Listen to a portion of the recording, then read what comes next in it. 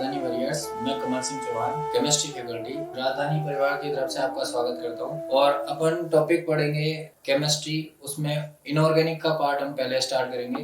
Inorganic के part में हम जो टॉपिक पढ़ने वाले हैं वो टॉपिक अपना अलग से वेटेज रखते हैं। तो मैं स्टार्ट करता हूँ। फर्स्ट टॉपिक वो है बेसिक कंसेप्ट ऑफ केमिस्ट्री। तो अपना टारगेट देखिएगा क्या रहेगा। अपना टारगेट रहेगा कि हम चैप्टर में कौन कौन से टॉपिक पढ़ने वाले हैं। पहला टॉपिक सार्थक अंक पढ़ेंगे, सेकंड टॉपिक इकाई और मात्रक पढ़ेंगे, थर्ड टॉपिक परमाणुक, आणविक, वास्तविक द्रव्यमान उसके बारे में पढ़ेंगे।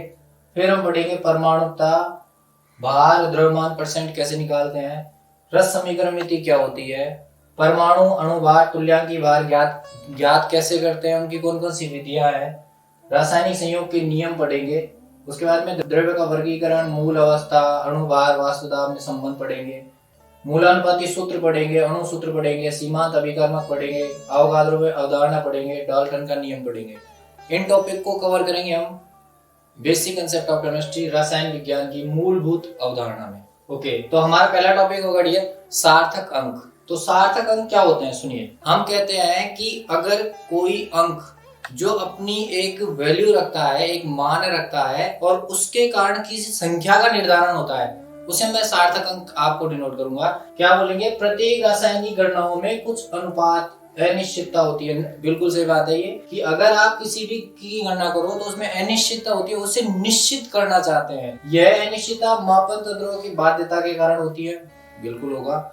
और इस रासायनिक गणनाओं को प्रदर्शित करने के लिए सार्थक अंकों का प्रयोग किया जाता है। सार्थक अंकों का मान अंकों की संख्या के बराबर होता है। इनकी अंतिम संख्या अनिश्चित होती है और बाकी सब संख्याएं निश्चित होती है। किसी भी रासायनिक गणनाओं को किया जाए तो कम से कम एक अनिश्चित संख्या तो होती ही है, जिन्हें हम सार्थक अंक कहते हैं। इसको हम अपनी लैंग्वेज में ऐसे बोल सकते हैं कि किसी भी संख्या में वे अंक जिनका एक निश्चित मान होता है, अगर उन्हें उस संख्या से हटा दिया जाए तो उस संख्या में परिवर्तन आ जाता है, उसे हम क्या कहते हैं, सार्थक अंक। मैं एक छोटा सा एग्जांपल लिख के दूं तो एग्जांपल क्या होगा। अगर मैं एक नंबर लिख रहा हूं 1 2 3 4 5, अब मैं 1 2 3 4 5 लिख रहा हूं तो इसमें से अगर एक भी अंक को हटा दिया जाए तो इस संख्या में परिवर्तन आ जाएगा। तो इसका मतलब ये हुआ कि वो अंक सार्थक है। तो मैं सार्थक अंक इसमें एक को हटाऊं तो बन जाएगा 2 2 3 4 5। इसका मतलब एक भी सार्थक अंक है। यहाँ पे अगर 2 हटा दिया जाए तो वो 2 भी एक सार्थक अंक है। क्यों? फिर 1 3 4 5 एक नंबर ही चेंज हो जाएगा। तो सार्थक अंक हमारे पास कैसे आए, यदि किसी संख्या में किसी अंक को हटा दिया जाए तो संख्या में परिवर्तन हो जाना ही सार्थक अंक है। ठीक है, तो नेक्स्ट कि इसके नियम कौन कौन से होंगे। सार्थक अंक के नियम, तो सार्थक अंकों के वैसे 8 से 10 नियम हम इंक्लूड कर रहे हैं। उनमें पहला नियम बिल्कुल सिंपल होगा, सभी अशून्य संख्याएं सार्थक होती है। अशून्य संख्याएं सुनिए क्या होती है। अशून्य संख्याएं हमारे पास अंक जो होते हैं वो 0 से और 9 के बीच में होते हैं। 10 अंक होते हैं, उनमें से 0 एक शून्य है। इसके अलावा बाकी की जो 1 से लेकर और 9 तक अंक है वो अशून्य है। तो हम क्या कर रहे हैं कि अशून्य संख्या कैसे कि अशून्य संख्या क्या होगी 1 2 3 4 5 और 9 तक। तो इनमें से अगर आपको कभी भी कोई संख्या जिसमें 0 इंक्लूड ही नहीं हो, वो संख्या हमेशा सभी अंकों को सार्थक अंक रखती है।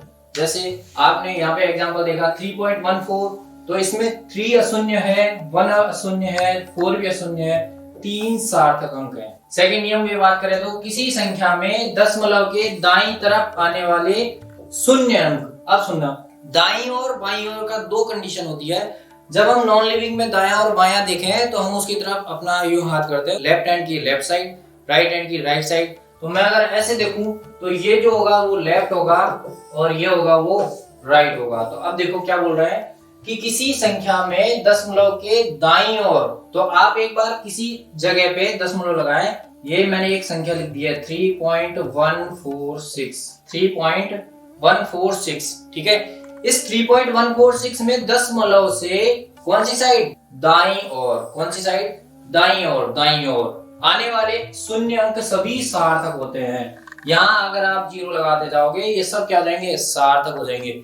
वही कंडीशन ऐसे होगी कि यदि किसी अशून्य अंक से पहले, देखो अब इसमें आपका एग्जांपल क्या है 3.0, तो 3.0 में क्या कितने सार्थक अंक है, 3 भी एक सार्थक अंक है और 0 भी एक सार्थक अंक है। इसका मतलब अगर आपको किसी भी दशमलव के बाद में 0 अंक दिखाई देगा तो वो भी सार्थक अंक में इंक्लूड होगा।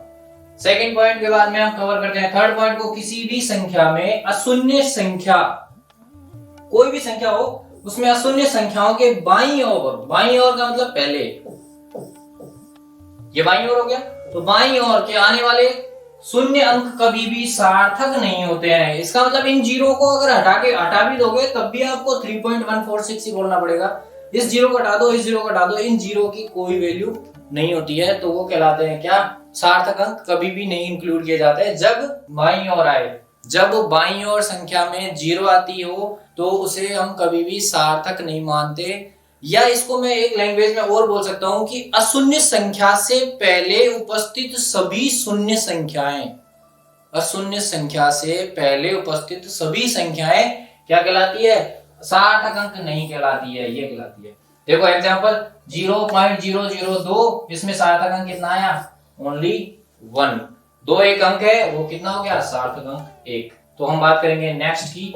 नेक्स्ट नियम में क्या जाएंगे, किसी दो अशून्य अंकों के बीच में, किस बारे में बात करेंगे अपन, किसी दो अशून्य संख्याओं के मध्य, वह सिंपल सा एग्जांपल होगा 2002। तो हमने देखा दो अशून्य संख्याओं के बीच में कितनी जीरो है, 2, तो ये दोनों जीरो भी अब क्या हो जानी है, सार्थक हो जाती है। तो किसी दो अशून्य संख्याओं के मध्य शून्य उपस्थित हो तो वो क्या कहलाती है, सार्थक होती है। तो यहाँ पे हम देख सकते हैं 6.01, इसमें सार्थक अंक कितने आएंगे, 3, 1, 2 और 3। सेम नेक्स्ट नियम क्या होगा, क्या कि अगर आपको कोई पावर में कोई क्वेश्चन लिखा हुआ हो, जैसे आपको पावर दी गई है 1.86 × 10 की पावर 2, तो आपको कभी भी 10 की पावर सार्थक अंकों में इंक्लूड नहीं करनी होती है। 10 की पावर कभी भी सार्थक अंकों में इंक्लूड नहीं होती है। तो इससे पहले जो डिजिट आपको दिखेगी, जो संख्याएं दिखेगी, वही सार्थक अंक होगी, 1, 2 और 3। तो हमने क्या बात किया, हमने 3-4 नियम पढ़े, उनमें एक ये नियम भी बहुत अच्छा इंपॉर्टेंट नियम है, क्या कि जब भी कोई पावर अगर आपको मिलती है तो पावर कभी भी क्या नहीं होती, सार्थक अंक नहीं होती है। नेक्स्ट हम आगे बात करेंगे क्या, अंतिम अंक हटाने का नियम। कौन सी नियम, अंतिम अंक हटाने का नियम। देखिएगा क्या, यदि संख्या में अंतिम अंक 5 से अधिक है, देखो अब तक तो जो नियम पढ़े उन नियमों के अकॉर्डिंग हमें एक नियम, एक सिंपल सा, हर कोई जानता है इस नियम को, 1.056, ये मैंने एक पॉइंट लिखा। हमें पता है दशमलव के बाद में 2 अंक, दशमलव के बाद में 2 अंकों की वैल्यू सार्थक मानी जाती है। उससे आगे अगर कोई अंक आ रहे हो तो आप उन अंकों को क्या कर सकते हो, रिप्लेस कर सकते हो। कौन सा कंसेप्ट लगा के, कि 5 से या 5 से बड़ी संख्या है, यदि कोई संख्या 5 या 5 से अधिक है तो उससे पहले वाला अंक 5 से अधिक है 6, तो इससे पहले वाला अंक इसमें आप 1 ऐड कर देते हैं, तो ये कितनी लिख सकते हैं, 1.06। बोले ये क्या काम आएगा हमारे, ये काम आएगा कैसे, जब हम इन संख्याओं को ऐड करेंगे या माइनस करेंगे या मल्टीप्लाई करेंगे या डिवाइड करेंगे तो हमें सार्थकता चाहिए रहती है। पॉइंट के 2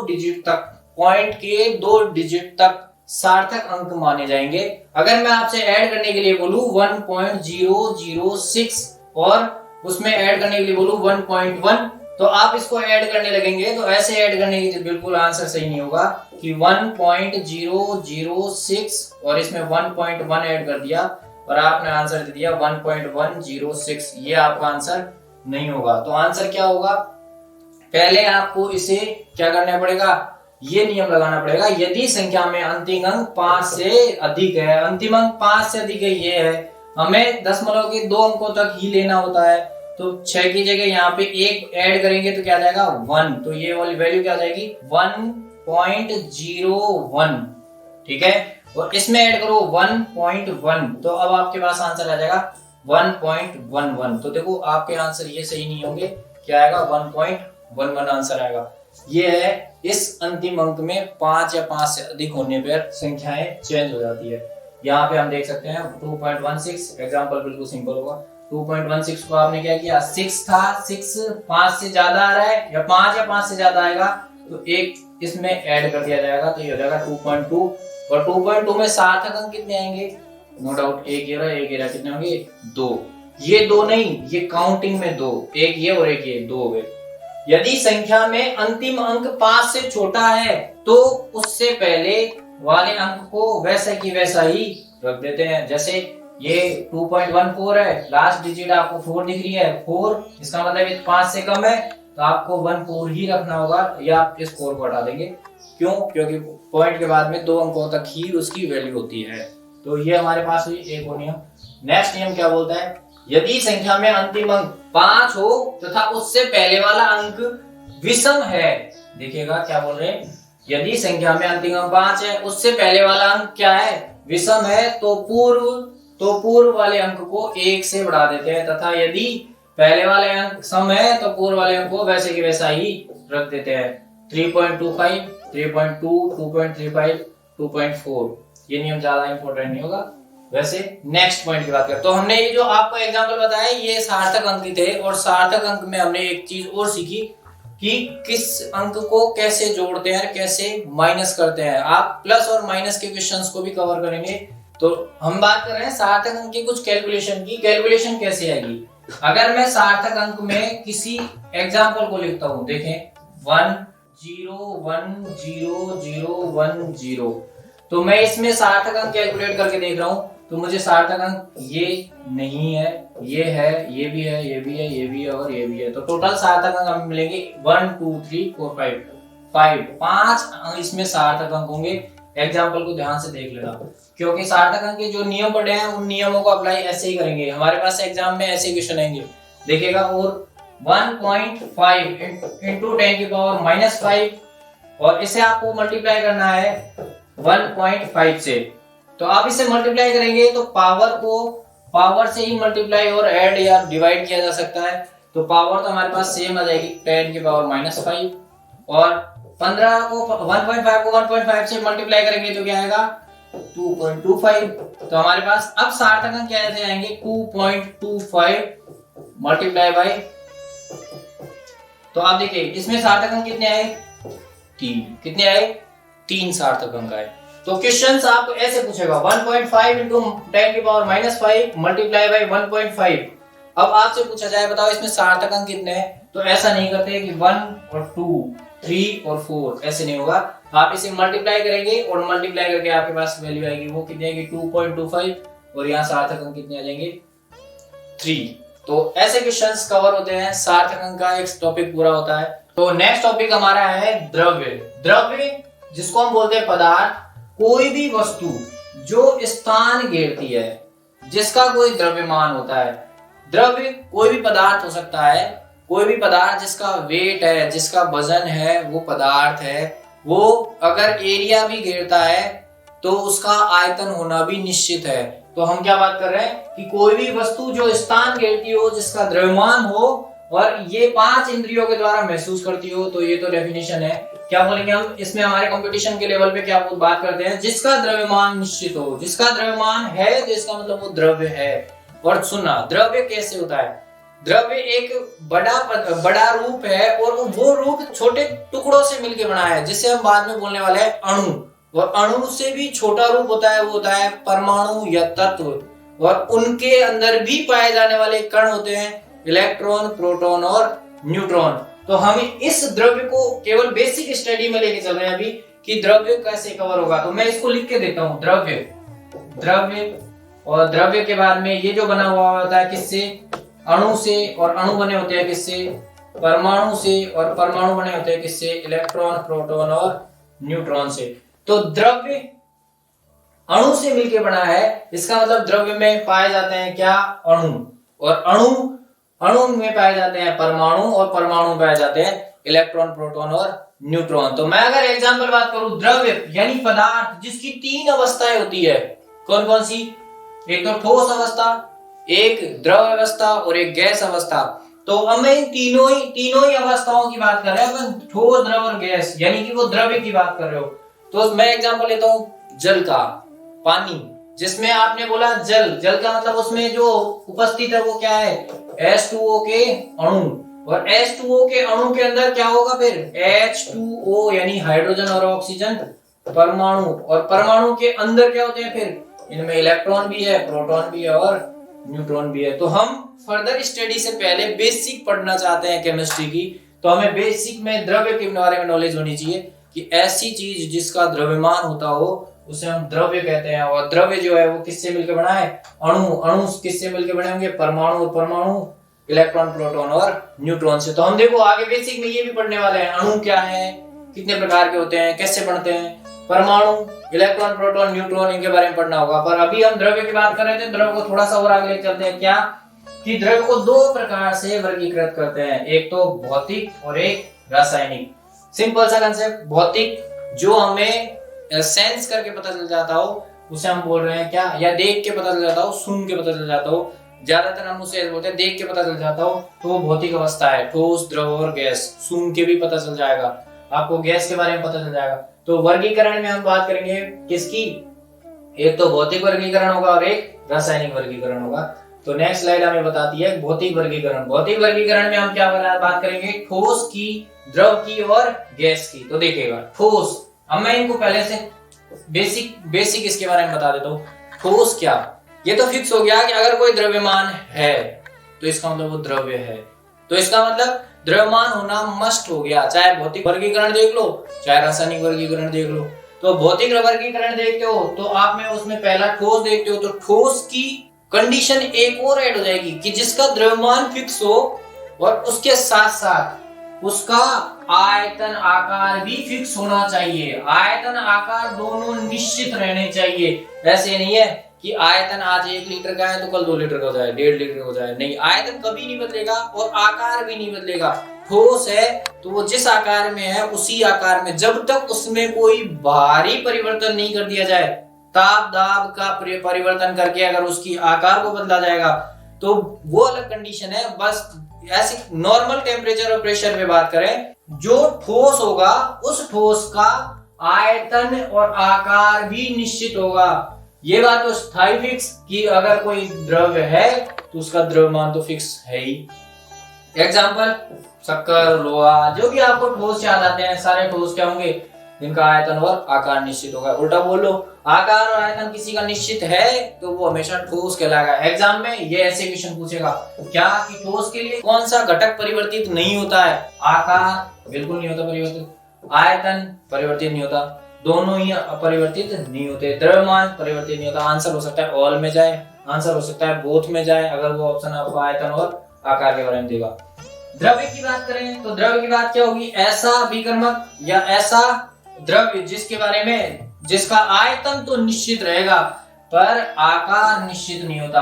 आप सब जानते हैं जो भी लिक्विड मटेरियल होते हैं उन्हें जिस रूप में रखते हो, जिसमें रखते हो उसी का आकार ले लेते हैं। जैसे ग्लास में रखा, ग्लास की साइज अगर बेलनाकार है तो बेलनाकार आकृति हो जाएगी उसकी, ठीक है। उसे आपने वर्गाकार में रख दिया तो वर्गाकार आकार हो जाएगा। तो इसका मतलब ये क्या बोल रहा है कि द्रव्य जो होता है उसका क्या फिक्स नहीं है, उसका आकार फिक्स नहीं है, पर क्या फिक्स है, आयतन फिक्स है। इनमें क्या डिफरेंस आ गया, ये तो आ गया, ये दोनों ही फिक्स थे, इधर आयतन तो फिक्स है पर आकार फिक्स नहीं है। तो आप एग्जांपल जल, दूध, तेल, पारा जो भी होगा। तो गैस की बात करें तो क्या होगा, गैस ऐसा विकर्मक जिसका न तो आयतन और न ही आकार दोनों ही निश्चित नहीं होते हो, उसे हम क्या बोलते हैं, गैस। क्या बोलते हैं ये, गैस। तो गैस ऐसे पदार्थ होते हैं जिनका न तो आयतन फिक्स रह सकता और न ही उनका आकार निश्चित रह सकता, उसे क्या बोलते हैं, हम क्या बोलते हैं, गैस। तो ये हमारे पास पॉइंट हो गया किसका, भौतिक वर्गीकरण में ठोस, द्रव और गैस का। अब बात करते हैं नेक्स्ट तत्व की। तत्व क्या होगा, तत्व की बात करें, तत्व जिसे आप बोल रहे थे अभी क्या, परमाणु।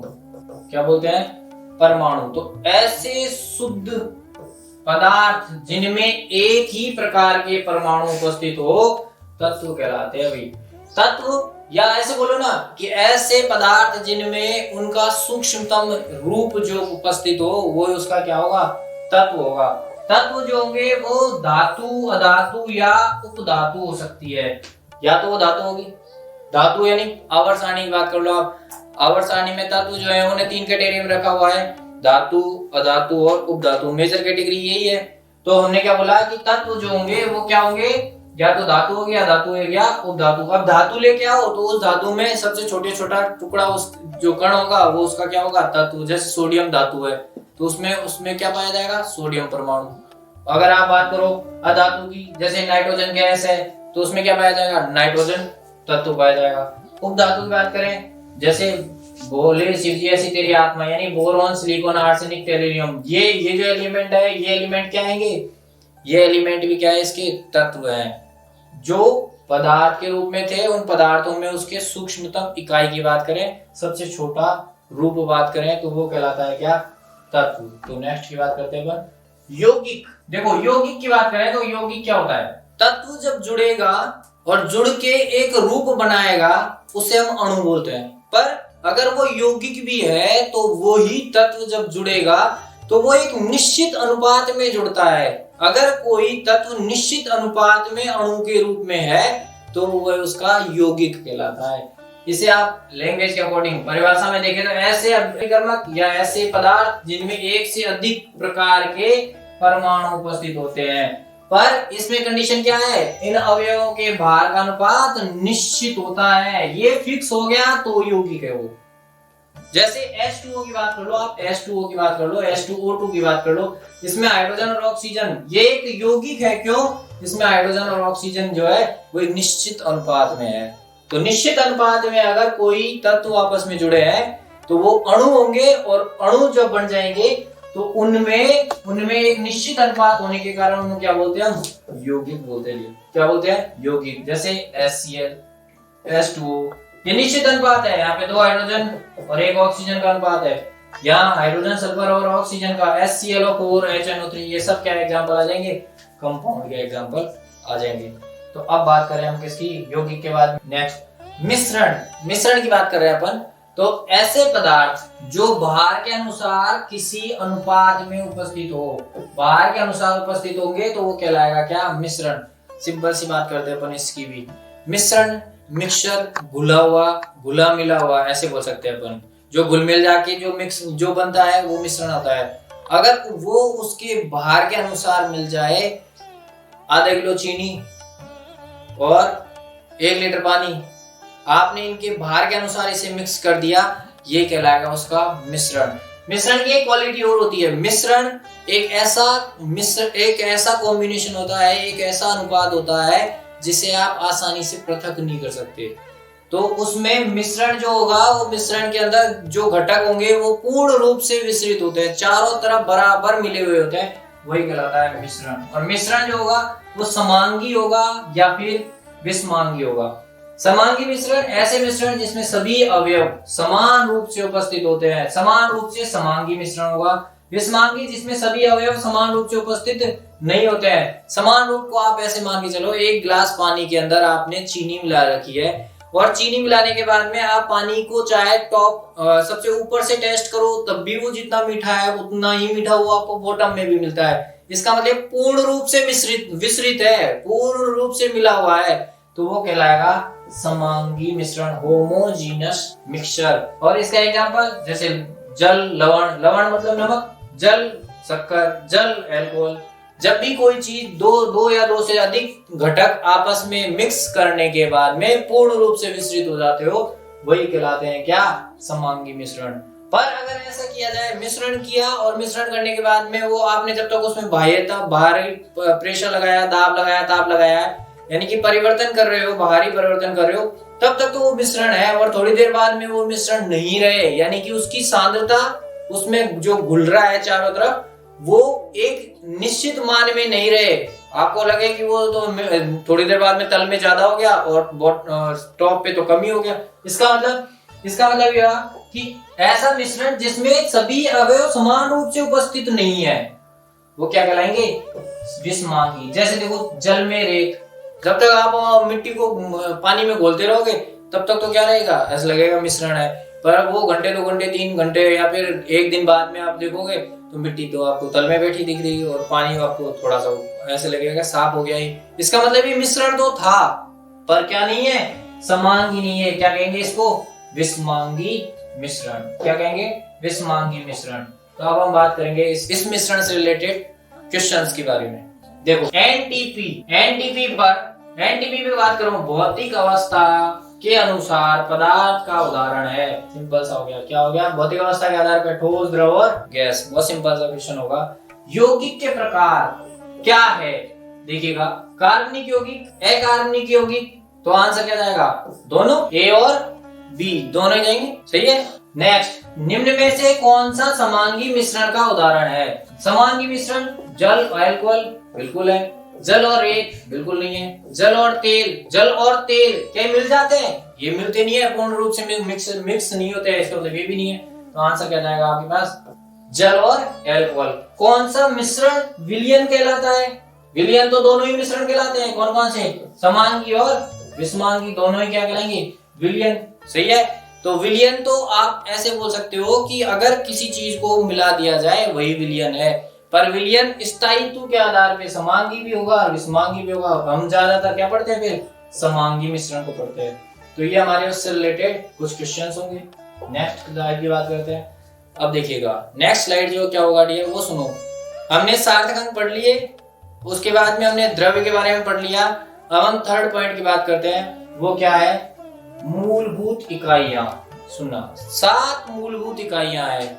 इकाइयां और मात्रक, ये क्या है, जब किसी राशि को उसकी यथार्थ वैल्यू शो करनी हो, उसके बारे में बिल्कुल एग्जैक्ट बताना हो, तो आप उसमें कोई इकाई लेके आते हो या कोई मात्रक लेके आते हो। उसे लगाने से उस राशि की क्या मिल जाता है, पूर्ण एग्जैक्ट वैल्यू का आपको पता लगने लग जाती है। जैसे हमने बात की अभी क्या कि स्टैंडर्ड जो यूनिट है वो कितनी यूनिट है, 7, 1 2, कौन कौन सी, उसकी बात कर लेते हैं अपन। देखो कौन कौन सी है। पहली है लंबाई, फिर है द्रव्यमान, फिर है समय, फिर है विद्युत धारा, उष्मागतिकी का ताप, फिर है प्रकाशीय तीव्रता और फिर है पदार्थ की मात्रा।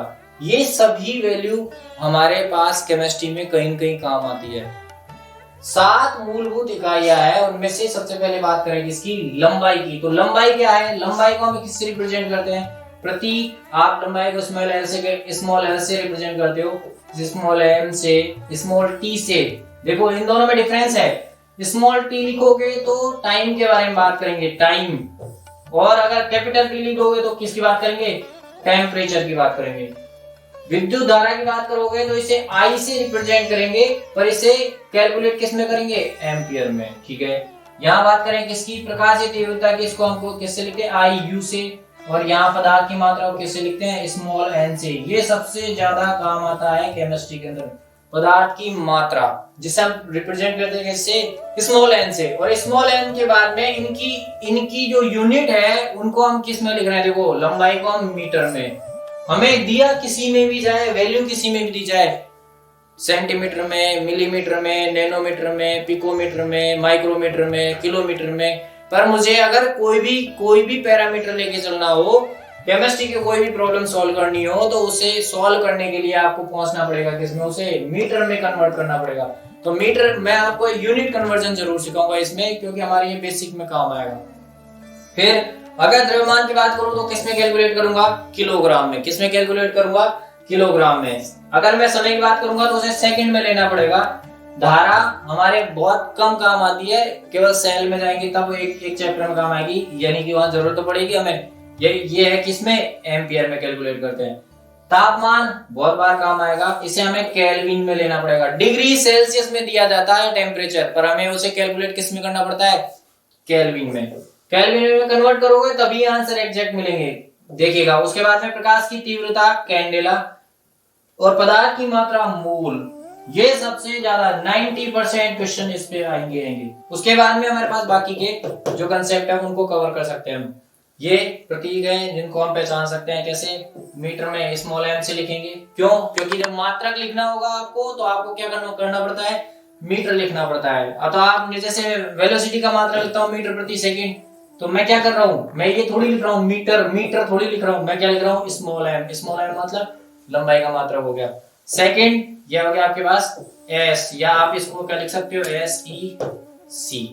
तो ये हमारे पास आ जाएगी मूलभूत इकाइयां, 7 मूलभूत इकाइयां है। कुछ इसकी सब यानी उप इकाइयां भी है, सब यूनिट भी है, उनकी बात करेंगे हम नेक्स्ट। पदार्थ मात्रकों को आप क्या करने वाले हो, उसकी सब यूनिट से कंपेयर करने वाले हो। देखो पूर्व लग्न लगाना होगा आपको, पूर्व लग्न लगाने जाओगे तो इसमें हम पहले ये देख लेते हैं कि किस किस में किस किस नाम से जानते हैं उसको। देखो ध्यान से देखना, इसको ध्यान से समझने की जरूरत भी होती है। क्या डेसी, सेंटी, मिली, माइक्रो, नैनो, एंगस्ट्रम, पिको, ये ऐसी यूनिट है जो प्राइमरी नहीं है, सेकेंडरी है, पर इनकी वैल्यू बहुत है। यहां से वेटेज अच्छा बन रहा है इस बार क्वेश्चंस का। डेसी, सेंटी, मिली, माइक्रो, नैनो, एंगस्ट्रम, पिको, यहां से क्वेश्चन हर साल पूछा गया है, हर साल पूछा जाता है।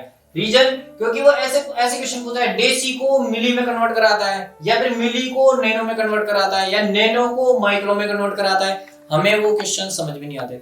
हम क्या कर रहे हैं, इनको कवर करेंगे। पहले इनके बारे में समझें कि डेसी क्या होता है। डेसी 10, सेंटी 100, मिली 1000, माइक्रो 10 लाख, माइक्रो, नैनो 10 की पावर -9, यानी कि वो कहां चल जाएगा, लाख, करोड़, अरबों में चल जाएगा। एंगस्ट्रम अरबों के बाद में 10 अरब में चल जाएगा। तो ये जो पॉइंट आ रहे हैं, इन पॉइंटों को कन्वर्ट करना सीखेंगे हम। अब इसमें इसको डी से लिखते हैं, C M U micron N. यहाँ पे आपको कौन सा काम आएगा, एक तो डेसी काम आएगा, एक सेंटी काम आएगा, एक मिली का स्मॉल एम काम आएगा। ध्यान से सुनना, माइक्रो, नैनो और एंगस्ट्रम हमारे पास हर बार क्वेश्चन लेके आ रहा है। माइक्रो, नैनो और एंगस्ट्रम लिखना क्या होगा, अगर मैं डेसी नहीं लिख रहा हूं तो डी लिखूंगा, अगर मैं सेंटी नहीं लिख रहा हूं तो सी लिख रहूंगा, अगर मैं माइक्रो नहीं लिख रहा हूं तो मैं उसको म्यू लिखूंगा, अगर नैनो नहीं लिख रहा हूं तो स्मॉल एन लिखूंगा।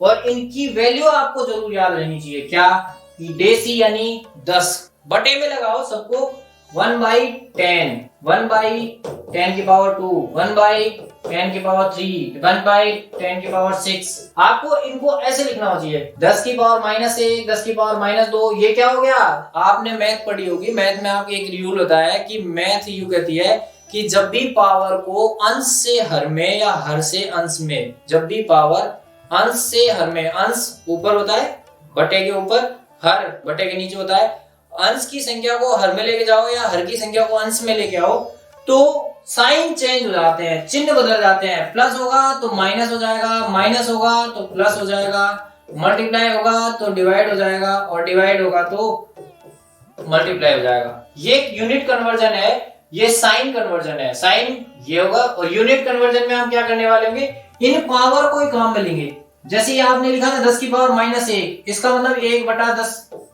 अगर मैं लिखूं 10 की पावर -2 तो 1/10 की पावर 2 लिख सकता हूं।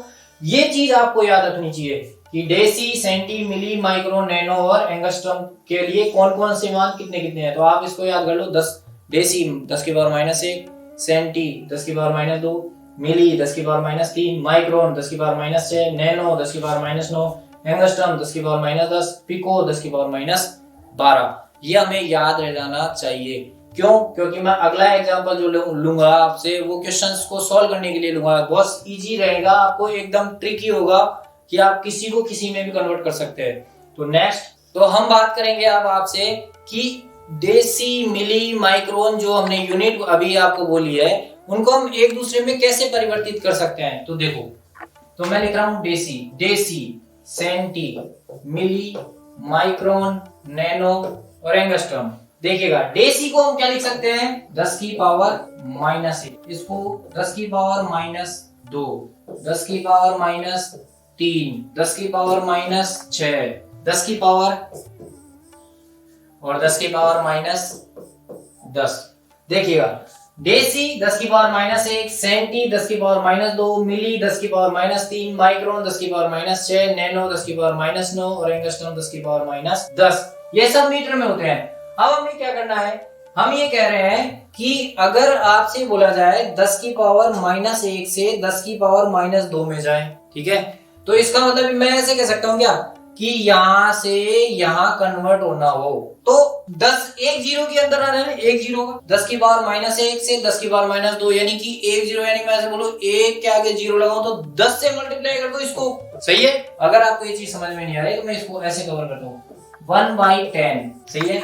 और मैं इसे लिखना चाहता हूँ 1/100, तो 1/100 का मतलब क्या हुआ, 10 की पावर -1 को ऐसे लिख सकते हैं ना 1/10, और इसको लिख सकते हैं 10 की पावर -2 को 100।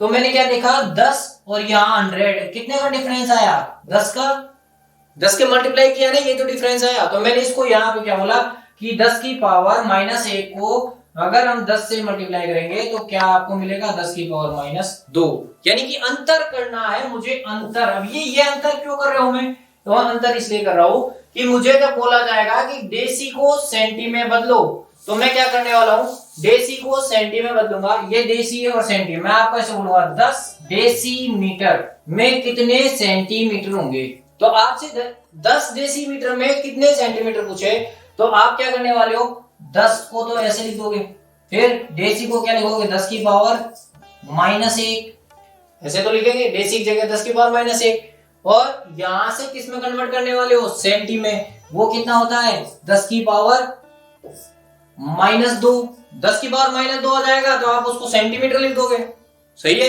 तो हमने क्या बोला कि यहां से और यहां जाने के लिए आपको किससे मल्टीप्लाई करना पड़ेगा, 10 से, किससे मल्टीप्लाई करना पड़ेगा 10 से। तो आप देखो यहां से यहां जा रहे हो तो 10 तो हमें पहले दिया हुआ है ना, 10 का 10, सही है, 10 डेसीमीटर को सेंटीमीटर में लिखना है तो 10 तो मुझे नंबर पहले ही दे दिया ना, मैं उसको वैसे वैसे लिख दूं, और डेसीमीटर इससे सेंटीमीटर लिखना हो तो किससे मल्टीप्लाई कर देते हैं 10 की पावर 1 से, तो इसको 10 की पावर 1 से मल्टीप्लाई कर दो, 10 की पावर 1 से मल्टीप्लाई करो तो 10 की पावर 10 तो पहले से ही है यानी कि पावर 1 तो पहले से ही है, 10 की पावर 1 और 10 की पावर 1 यानी कि कितना हो गया 10 की पावर 2 सेंटीमीटर। तो बहुत सिंपल सा आंसर क्या आया, बहुत सिंपल आंसर मेरे पास ये आया कि 10 डेसीमीटर का मतलब होता है 10 की पावर 2 सेंटीमीटर। क्या मेरी बात समझ में आ रही है। मैंने ये बोला कि आपको जब भी यूनिट को, एक यूनिट को दूसरी यूनिट में लेके जाना हो तो आप क्या करने वाले हो, डेसी को सेंटी, सेंटी को मिली। अब देखो सेंटी को मिली में कितने का डिफरेंस आ रहा है, -2 और -3 कितने का आ रहा है, 10 का आ रहा है। तो इसका मतलब मैं 10 से मल्टीप्लाई करूंगा इसको। जब भी मुझे सेंटी से मिली में कन्वर्ट करने के लिए कोई क्वेश्चन पूछा जाएगा तो मैं बात करूंगा क्या, किससे मल्टीप्लाई करने की, 10 से मल्टीप्लाई करने की बात करूंगा। अगर मैं इस मिली से माइक्रोन में जाऊं तो मैं किससे मल्टीप्लाई करने वाला हूं, 10 की जगह किससे, 3 का डिफरेंस आ रहा है, 3 और 6 यानी कि 10 की पावर 3 यानी कि 1000 से मल्टीप्लाई करने वाला हूं। किससे मल्टीप्लाई करने वाला हूं, 1000 से मल्टीप्लाई करने वाला हूं। किसको, मिली का जो भी नाम मान देगा उसको मल्टीप्लाई कर दूंगा 1000 से, तो आंसर आ जाएगा किसमें, माइक्रोन में। मेरे बात समझ में आई। अब देखें माइक्रोन, माइक्रोन को किस में जाएंगे, नैनो में, माइक्रोन से नैनो जाएंगे तो सेम कंडीशन है, कितनी 10 की पावर 3 से मल्टीप्लाई कर देंगे, कर देंगे नहीं कर देंगे। फिर अगर मान लो आपको नैनो से कन्वर्ट करना है किसमें, एंगस्ट्रम में, तो किससे मल्टीप्लाई कर दो 10 से, 10 की मतलब 10 की पावर 1 से, एक ही बात है। तो हमने क्या कहा कि इस सीक्वेंस को आगे बढ़ाना हो, deci centi milli micron nano और एंगस्ट्रम में जाना हो तो डेसी से सेंटी, सेंटी से मिली, मिली से माइक्रोन। हमें ये याद होना चाहिए डेसी का मतलब 10 की पावर -1, सेंटी का मतलब 10 की पावर -2, मिली का मतलब 10 की पावर -3, माइक्रोन का मतलब 10 की पावर -6, नैनो का मतलब 10 की पावर -9 और एंगस्ट्रम का मतलब 10 की पावर -10। यहाँ से क्वेश्चंस हमने बहुत बार देखे हैं, यहाँ से उठे क्वेश्चन। नैनोमीटर एंगस्ट्रम में खूब बार कन्वर्जन आया है। आपको मैं याद दिलाता हूँ एक एग्जांपल, आप हर बार ऐसे बोलते हैं 400 नैनोमीटर प्रकाश जो होता है उसकी दृश्य क्षेत्र की तरंग दैर्ध्य जो होती है उसकी परास होती है 400 से 700 नैनोमीटर, करते हैं याद। तो हम क्या करते हैं, नैनोमीटर लिखा है ना, नैनो, नैनो को अगर मैं आपको एंगस्ट्रम में बात करूं कि आप नैनो को एंगस्ट्रम में कन्वर्ट कर दो तो क्या कर रहे हो, ये रहा नैनो, नैनो यानी 10 की पावर -9 और यहां से कन्वर्ट करना है 10 की पावर -10, तो कितने से मल्टीप्लाई करना है 10 की पावर 1 यानी 10 से, तो 400 को 10 से गुणा कर दो कितना हो जाएंगे 4000 एंगस्ट्रम। और यहाँ कितना हो जाएंगे 7000 एंगस्ट्रॉम हो जाएंगे, नहीं हो जाएंगे?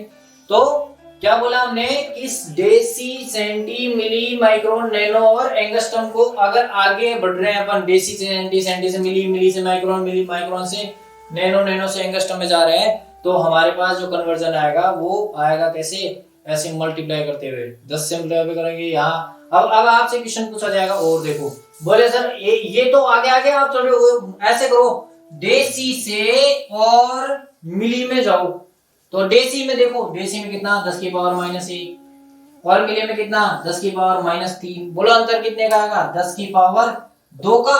तो आप क्या करना 10 की पावर 2 यानी 100 से गुणा कर देना, बस आंसर आ जाएगा आपके पास। एक डेसी को किस में कन्वर्ट कर देंगे हम, मिली में कर देंगे, नहीं कर देंगे? क्वेश्चंस एग्जांपल में देखना, आपको ऐसा एक्स्ट्रा एग्जांपल जरूर दिखेगा। 10 डेसीमीटर क्यूब से आप उसे कन्वर्ट करने वाले हो किसमें, मिली में। किसमें कन्वर्ट करने वाले हो, मिलीमीटर, मिलीमीटर क्यूब में कन्वर्ट करो, तब क्वेश्चंस आपको ऐसा लगता है अब तो मुश्किल ही सॉल्व पड़ होगा ये। देखे कैसे कैसे नहीं होगा सॉल्व। डेसी 10 की पावर -1, तो डेसी 10 की पावर -1 आपको डेसी की जगह लिखना है कितना 10 की पावर -1। तो डेसी है कितनी बार है, डेसी 3 बार है, तो -1 -1 -1, तो ये टोटल कितना हो जाएगा डियर 10 की पावर -3 हो जाएगा, नहीं हो जाएगा? और मिली में जा रहे हैं, डेसी से मिली में जाते हैं तो 10 की पावर 2 से गुणा करते हैं, तो 10 की पावर 2 से गुणा करते हैं, यानी कि यहाँ से आ जाने के लिए आपको कितनी बार गुणा करना पड़ेगा, 10 की पावर 2 से गुणा करना पड़ेगा, इसको करना पड़ेगा। ये 10 है, 10 के 10 तो हमने पहले लिख दिए। अब ये डेसीमीटर क्यूब है, यानी कि 10 की पावर -3 बार आएगा, तो यहाँ पे कितना जाएगा, ये 10 की पावर 2, 10 की पावर 2, 10 की पावर 2, तो टोटल कितना आ जाएगी, पावर को मल्टीप्लाई करते हैं तो पावर जुड़ जाती है, इसका मतलब 10 की पावर 2, 10 की पावर 2, 10 की पावर 2, ये हो गया 10 की पावर 6, तो आपके पास आंसर आ जाएगा कितना 10 × 10 की पावर 6, तो ये आपके पास आंसर आ जाएगा मिलीमीटर में। तो अब बात करें अपन कि अगर हमें डेसी, सेंटी, मिली, माइक्रोन और नैनो की जगह हमें वापस उल्टा पूछा जाए, कैसे कि एंगस्ट्रॉम जो है, एंगस्ट्रॉम से आप कन्वर्ट करो किसमें, एंगस्ट्रॉम से कन्वर्ट कर दो वापस नैनोमीटर में। तो अब हम क्या करने वाले थे, अभी तो मल्टीप्लाई कर रहे थे, और आप क्या करेंगे फिर उसके बाद में इसको डिवाइड करेंगे डियर, क्या करेंगे डिवाइड। तो नैनोमीटर में 10 की पावर -9 होता है, एंगस्ट्रॉम में 10 की पावर -10 होता है।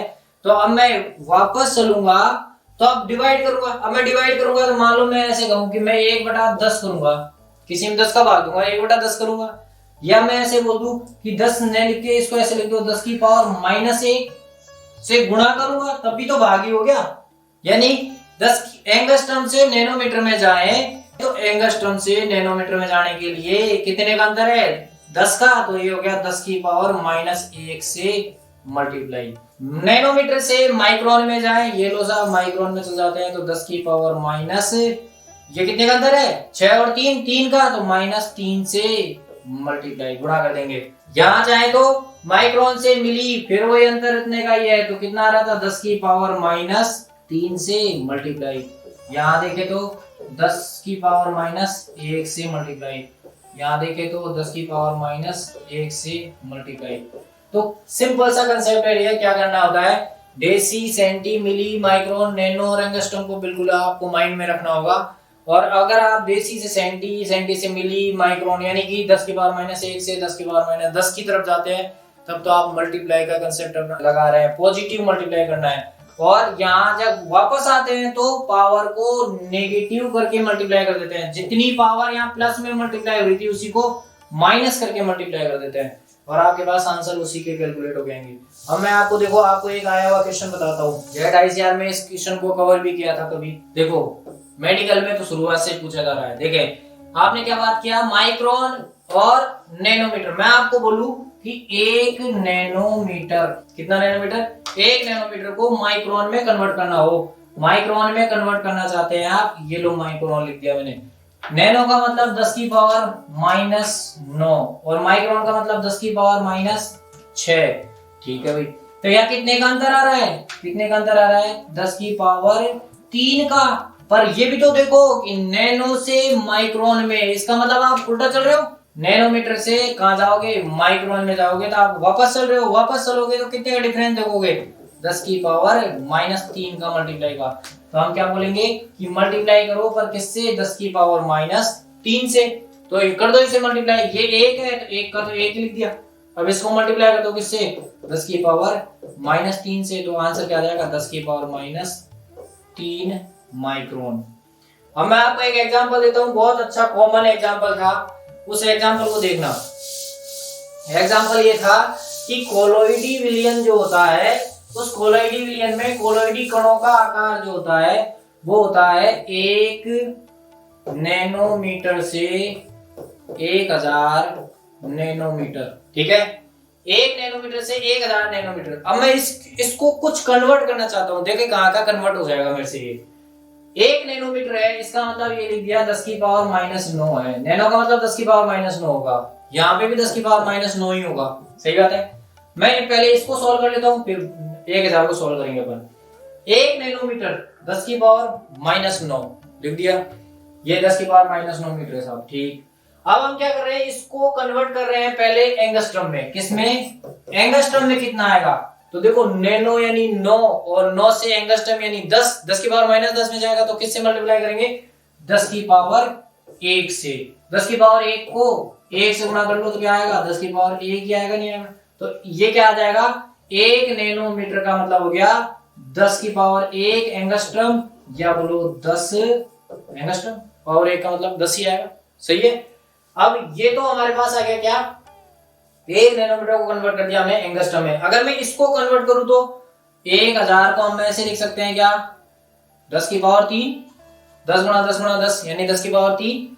अब मैं क्या कर रहा हूं, इसको मुझे कन्वर्ट करना है किसमें, किसमें कन्वर्ट करना है, एंगस्ट्रम में। तो मैं इसको 10 से गुणा कर दूं तो ये कितना हो जाएगा, 10,000। 10,000 एंगस्ट्रम आपके पास आंसर आएगा। या फिर 10 की पावर 3 किसमें कन्वर्ट हो जाएगी, 10 की पावर 4 एंगस्ट्रम में कन्वर्ट हो जाएगी। तो ये कन्वर्ट हो गया किसमें, एंगस्ट्रम में। अब देखो एंगस्ट्रम में कन्वर्ट होने के बाद में हम इसको कन्वर्ट करते हैं अब किसमें, माइक्रोन में। ध्यान से समझना, नैनोमीटर से एंगस्ट्रम में गया तो मैं मल्टीप्लाई कर गया हूं पॉजिटिव पावर को, और अब मैं नैनोमीटर से माइक्रोन में आ रहा हूं वापस। इसका मतलब मैं मल्टीप्लाई तो करूंगा पर पावर किस में चल जाएगी, माइनस में चल जाएगी। नैनोमीटर से नैनोमीटर और ये होता है माइक्रोन। तो इनमें जो डिफरेंस है ये -6 है और ये 10 की पावर -9 है। तो इनमें जो वापस आएंगे तो ये कितने का डिफरेंस होगा, -3 को मल्टीप्लाई करना पड़ेगा। इससे 10 की पावर -3 से मल्टीप्लाई करना पड़ेगा। तो इसको आप क्या कर रहे हो, माइक्रोन में बदलना चाहते हो। तो ये जो आपको नंबर दे रखा है, कितना दे रखा है, 1 × 10 की पावर -9। तो -9 को आप किस में कन्वर्ट करना चाहते हैं, 10 की पावर -6 में। तो मल्टीप्लाई कर देंगे, करो ये 1 को मल्टीप्लाई कर दो किससे, 10 की पावर -3 से। तो आंसर कितना आ गया, 10 की पावर -3। यानी कि कोलोइडी विलयन को अगर माइक्रोन में बात करूं तो कितना आएगा, 10 की पावर -3 माइक्रोन। और अगर मैं इसके अकॉर्डिंग बात करूं तो 10 की पावर 3 तो प्लस में पहले से ही है, और इसको मल्टीप्लाई कर दूं किससे, 10 की पावर -3 से। दोनों को मल्टीप्लाई करूंगा तो 10 की पावर -3 और 10 की पावर +3 यानी कि 10 की पावर 0। और जब भी किसी की पावर 0 हो तो उसकी वैल्यू कितनी आती है, 1। इसका मतलब ये हुआ कि कोलोइडी कण जो होते हैं विलयन में, उनका मान जो है नैनोमीटर में तो 1 नैनोमीटर से 1000 नैनोमीटर आ गया।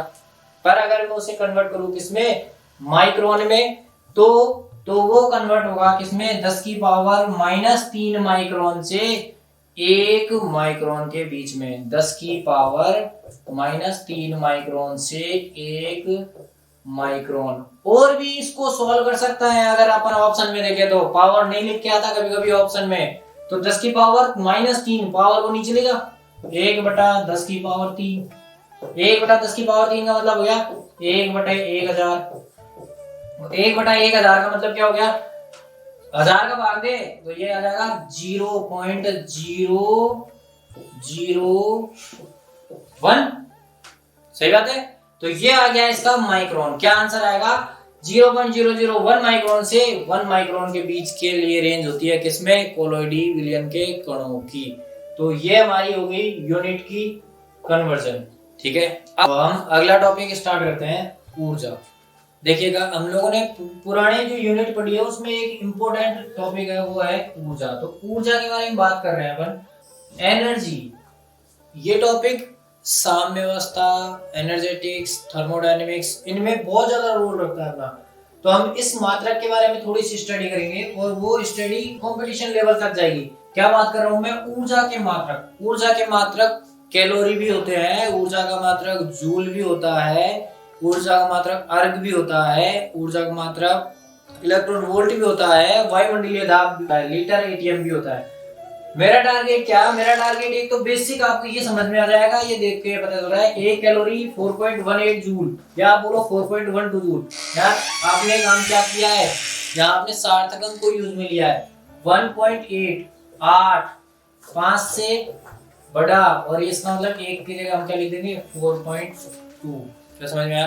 तो हमने क्या बोला? एक कैलोरी 4.2 जूल के इक्वल होती है, और एक जूल, एक कैलोरी इसके जूल के बराबर, एक जूल 10 की पावर 7 अर्ग के बराबर है। 10 की पावर 7 अर्ग। एक लीटर वायुमंडल जो होता है वो 101.3 जूल के बराबर होता है। एक इलेक्ट्रॉन वोल्ट 1.602 इंटू 10⁻⁻19 जूल के बराबर होता है। ये आपको मिलेगा एटॉमिक स्ट्रक्चर के अंदर, ये आपको मिलेंगे साम्यावस्था या और थर्मोडायनेमिक्स के रिलेटेड टॉपिकों में मिलेंगे। बात करें हम इसकी कि एक कैलोरी जिसे हम 4.2 जूल बोल रहे हैं, मैं इसको पहले समझने से पहले एक चीज समझाता हूँ। बराबर, बराबर में दो साइड है, एक लेफ्ट साइड और एक राइट साइड। बराबर से राइट साइड और लेफ्ट साइड दोनों को इक्वल कर दिया जाए तो वही होता है बराबर। सही है? तो अब देखो, मैं ये कह रहा हूं कि 1 और 10 ये दोनों बराबर है क्या? नहीं है। 1 लेफ्ट साइड में और 10 राइट साइड में, क्या इक्वल है? नहीं है।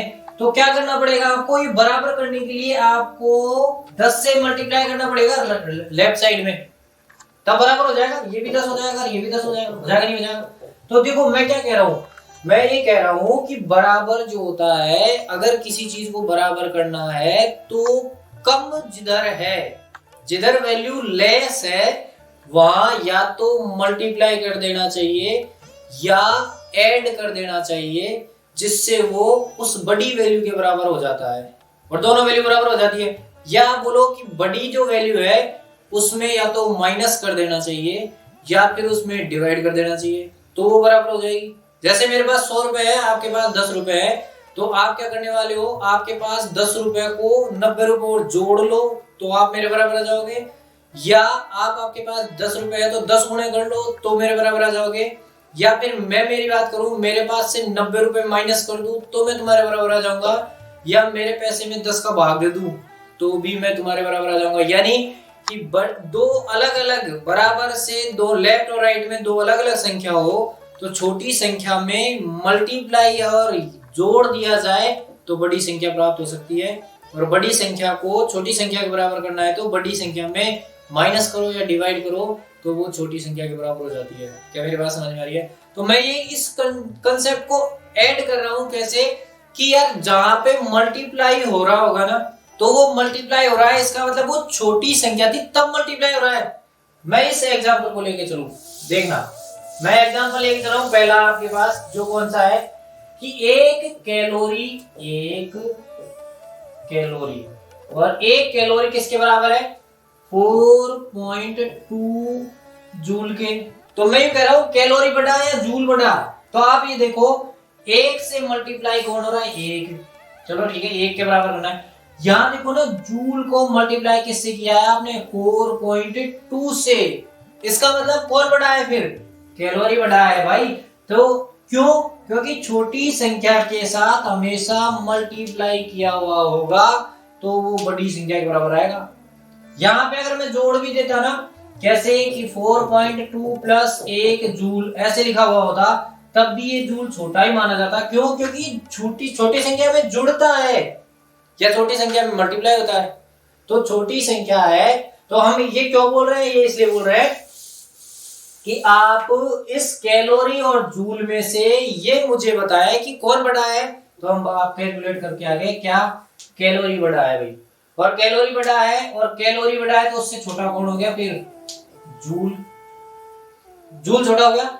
अब बात करें किसकी, जूल और अर्ग। देखना, एक जूल हो उसको 10 की पावर 7 अर्ग के बराबर लिखते हैं, यानी कि अर्ग में 10 की पावर 7 से गुणा किया हुआ है, सही बात है। तो जूल और अर्ग में कौन बड़ा हुआ, एक जूल और 10 की पावर 7 अर्ग, यानी कि 10 की पावर 7 से गुणा करो अर्ग को, तब जूल के बराबर आता है। इसका मतलब ये हुआ कि अर्ग क्या है, जूल से भी छोटी संख्या है। क्या है, जूल से भी छोटी संख्या है। ठीक है भाई। अब बात करते हैं क्या, अर्ग। तो एक कैलकुलेशन हमारे पास समझ में आती है क्या, कि कैलोरी, जूल और अर्ग में एक रिलेशन होगा कि सबसे बड़ा मात्रा के कैलोरी होगा, उससे छोटा जूल होगा, उससे छोटा अर्ग होगा, और अर्ग से छोटा लीटर एटीएम होगा, और उस सबसे छोटा इलेक्ट्रॉन वोल्ट होगा। इलेक्ट्रॉन वोल्ट को देख लो ना, 10 के बाद -19 आ रहा है, -19, जितना ज्यादा माइनस में होती है संख्या उतनी वो छोटी होती है। तो हमारे पास एक कैलकुलेशन ये आ गई। क्वेश्चन ऐसे पूछा जाए कि ऊर्जा का सबसे बड़ा मात्रक कौन होता है, कैलोरी, और ऊर्जा का सबसे छोटा मात्रक इन तीनों में देखा जाए अर्ग, और इससे भी छोटा देखा जाए तो इलेक्ट्रॉन वोल्ट। तो सबसे छोटा मात्रक ऊर्जा का तो आ जाता है इलेक्ट्रॉन वोल्ट, उससे बड़ा सबसे बड़ा आ जाएगा कैलोरी, उससे छोटा जूल, उससे छोटा अर्ग। ये क्वेश्चन तो आपसे पूछा भी हुआ है कि ऊर्जा का सबसे छोटा मात्रक कौन सा होगा, ऑप्शन थर्ड कौन सा, अर्ग होगा। तो ये बात आपको समझ में होगा क्या, कि ऊर्जा के मात्रकों में कौन किस में कैसा संबंध रखते हैं, और सबसे बड़ा कौन, सबसे छोटा मात्रक कौन सा होता है। तो नेक्स्ट की बात करेंगे अपन प्रेशर, किसकी बात करेंगे, दाब की। तो देखिएगा, दाब की बात करें तो अपन क्या कहेंगे, दाब, सिंपल सी बात है, क्या बोलेंगे अपन, एक वायुमंडलीय दाब होगा, एक वायुमंडल दाब को किसमें नापते हैं, एक वायुमंडल में। यहाँ पे आपको ये याद रखना पड़ता है 760 mm ऑफ Hg टॉर्क। अगर एक वायुमंडलीय दाब है तो पारा जो होता है थर्मामीटर में वो 760 मिलीमीटर तक बढ़ा हुआ होता है, 760 mm के लगभग चढ़ा हुआ होता है। तो सोच लो प्रेशर क्या है, 1 atm है। और अगर 760 mm को आप सेंटीमीटर में कन्वर्ट करें तो देखो मिलीमीटर में कितना होता है और सेंटीमीटर में कितना होता है। 1 मिलीमीटर और सेंटीमीटर में डिफरेंस देखते हैं, 1 मिलीमीटर और उसमें सेंटीमीटर, 1 मिलीमीटर और सेंटीमीटर में डिफरेंस जो आएगा वो आएगा किसका, 10 का। क्यों, आपने ऐसे पढ़ा है 1 सेंटीमीटर बराबर 10 मिलीमीटर होता है, होता ही नहीं होता। तो मैं आपको बोल रहा हूँ 1 मिलीमीटर में 10 की पावर -1 सेंटीमीटर होता है, या आपको जो याद कराया हुआ 1 सेंटीमीटर बराबर 10 मिलीमीटर। तो आप उल्टा बोलो, मिलीमीटर से सेंटीमीटर में जाओ तो 10 का भाग दे दो, यहाँ तो मल्टीप्लाई किया ना, तो अपन भाग दे देंगे इसमें 760 इसमें 10 का डिवाइड करेंगे तो क्या आएगा 76 ये मिली और ये हो गया सेंटी, तो ये हो गया 76 सेंटीमीटर ऑफ Hg। ये क्वेश्चंस आपको अब इंपॉर्टेंट रहता है, आजकल पूछे जाते हैं कि प्रेशर का कौन सा मान सही है। आपको लिखेगा 760 सेंटीमीटर ऑफ Hg और 760 या फिर 760 की जगह आप क्या बोल दो 76 सेंटीमीटर ऑफ Hg। तो आपके पास आंसर आपको दिख रहा होगा क्या आएगा 76 सेंटीमीटर ऑफ Hg। एक बात करते हैं अपन किसकी, पास्कल में 1.01 यहाँ तक भी याद रह जाएगा, कोई दिक्कत नहीं है। 1.01 10 की पावर 5 पास्कल या एक और मात्रक उसका न्यूटन प्रति मीटर स्क्वायर। तो हमारे पास वायुमंडल की मात्रक atm mm ऑफ Hg, टॉर पास्कल या न्यूटन प्रति मीटर स्क्वायर होता है। और कैलकुलेशन कहाँ पूछी जाती है 76 सेंटीमीटर ऑफ Hg में पूछी जाती है। तो यहाँ तक हमारे पास ये यूनिट पूरी होती है ऊर्जा और दाब। ऊर्जा और दाब को पूरा करने के बाद हम नेक्स्ट टॉपिक पर चलते हैं।